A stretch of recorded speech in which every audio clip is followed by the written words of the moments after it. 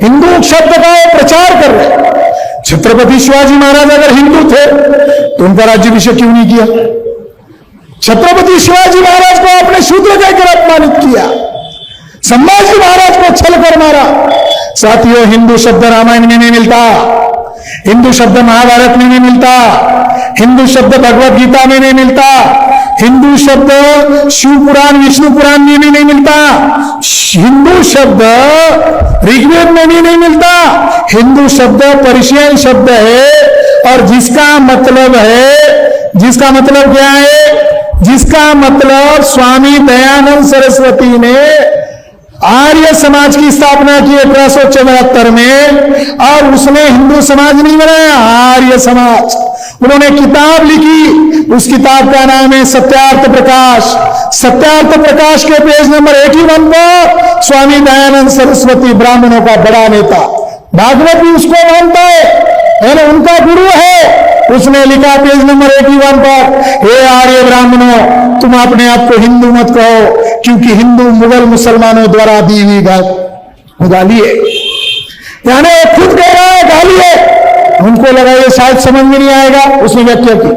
स्वामी दयानंद सरस्वती की व्याख्या, मेरी व्याख्या नहीं लगा तो उसको पेज भी आपको दे देता। उसने लिखा, हिंदू मतलब काला, हिंदू मतलब डाकू, हिंदू मतलब चोर, हिंदू मतलब नीच, हिंदू मतलब कपटी, हिंदू मतलब छली गुलाम। साथियों, स्वामी दयानंद सरस्वती कह रहा है हिंदू मतलब गुलाम। साथियों, जब आरएसएस के ऊपर पाबंदी लगाई गांधी हत्या होने के बाद और पाबंदी प्लान के तहत हटाई गई, तो एक पत्रकार ने माधव गोलवलकर को यही सवाल पूछा, स्वामी दयानंद सरस्वती जी ने कहा है कि हिंदू नाम विदेशियों द्वारा दिया हुआ है जिसका अर्थ डाकू होता है। देखो, गोलवलकर को पूछा, ये जानकारी राष्ट्र नामक गोलवलकर की किताब का पृष्ठ संख्या 281 का हवाला देकर मैं बोल रहा हूं।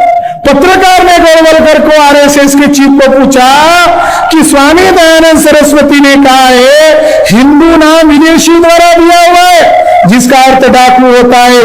आरएसएस का चीफ गोलवलकर ने क्या जवाब दिया? ये मोहन भागवत नहीं बता रहा है, हमें बता रहा होगा। क्या जवाब दिया?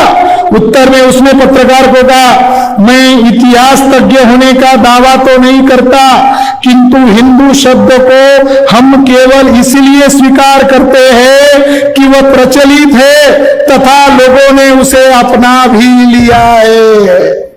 यानी खुद गोलवलकर कहता है, मुझे मालूम है तुम लोगों को मत बताओ, लोगों ने स्वीकार किया, प्रचलित हो गया इसलिए कह रहे। गोलवलकर ने इसका जवाब नहीं दिया।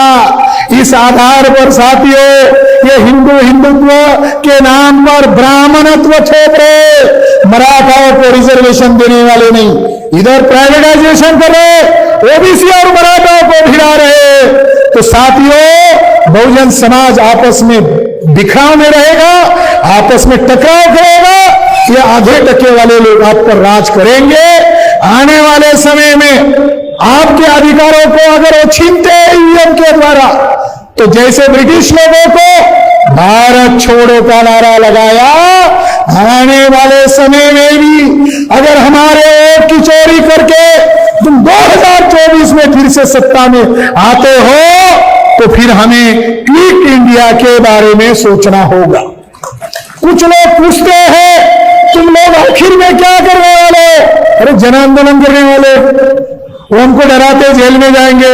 अरे गांधी जी जेल में जाते जाते छोटे हो गए, महान हो गए, महात्मा राष्ट्रपिता कह दिया, तो हम हमारी आजादी के लिए कहां छोटे होने वाले? तो आने वाले समय में महात्मा राष्ट्रपिता ज्योतिराव फुले का विचार, छत्रपति शिवाजी महाराज का विचार, छत्रपति संभाजी महाराज का विचार और छत्रपति हमारे महाराजा प्रताप सिंह भोसले महाराज का विचार ही देश को बचा सकता है। आने वाले समय में जन आंदोलन होगा, जन आंदोलन से इस लोकतंत्र को बचाया जाएगा। ये तो बाबा साहब अंबेडकर ने जज साहब उनको भाषण करने के लिए कोर्ट में बुलाया। 22 दिसंबर 1952 को पुणे कोर्ट में उनको भाषण देने के लिए बुलाया।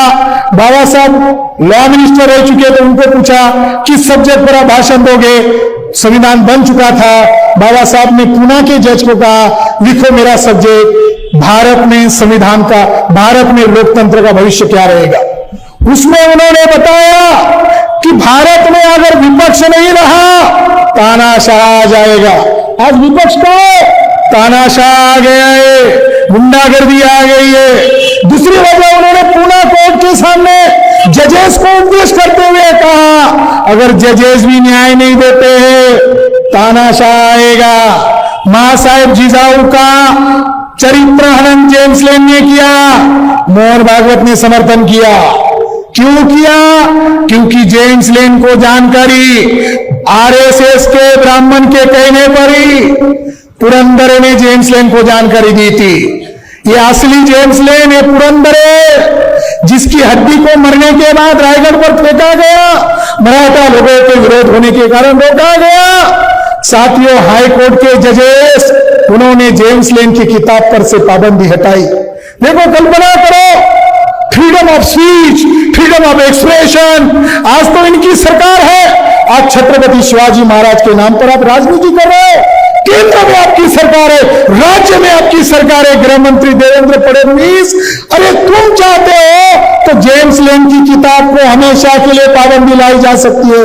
अनावधान पर आज बेचा जा रहा है। हाई कोर्ट और सुप्रीम कोर्ट में हमारी मां की इज्जत पर उंगली उठाई गई, छत्रपति शिवाजी महाराज पर उंगली उठाई गई। मैं यही उद्देश्य आप लोगों को देना चाहता हूं। जिन लोगों ने पुरंदरे को आगे करके छत्रपति शिवाजी महाराज का बाप बदलने का काम किया, हमारी प्रेरणा का हनन करने का काम किया, मां साहेब जिजाऊ का चरित्र हनन किया, उनके झांसे में मत आओ, उनकी भाषा में मत आओ। वो धोखेबाज और षड्यंत्रकारी लोग हैं। ये कोई केवल और केवल फसादी लोग हैं, केवल और केवल टेररिस्ट लोग हैं। और टेररिस्ट लोगों का बंदोबस्त हम आने वाले समय में जल्दी करने वाले हैं। इस मौके पर मैं यहीं पर मेरी बात को खत्म करता हूं। और आने वाले साल में हम बनारस में लाखों की संख्या में हर साल राजा, हमारा राजा, बहुजनों का राजा, जिसने बिल्कुल शरणागति नहीं पत्कार की, नई शरणागति अपनाई, महाराजा प्रताप सिंह महाराज की स्मृति दिन हम बनारस में मनाएंगे। क्यों? छत्रपति शिवाजी महाराज का गलत इतिहास बता करके हमारे कुर्मी मराठा को हिंदू के नाम पर इस्तेमाल किया, उनको बताने के लिए कि ये लोग कितने धोखेबाज और षड्यंत्रकारी लोग हैं। मैं इस मौके पर सतारा के उन तमाम भाइयों को धन्यवाद देना चाहता हूं कि आपको रोकने का प्रयास किया गया, आप इधर न पहुंचे इसके लिए षड्यंत्र किया गया। इसके बावजूद आपने छत्रपति शिवाजी महाराज के वंशज को अभिवादन करने के लिए आए। मैं आप सभी लोगों को सैल्यूट करता हूं। जय जिजाऊ।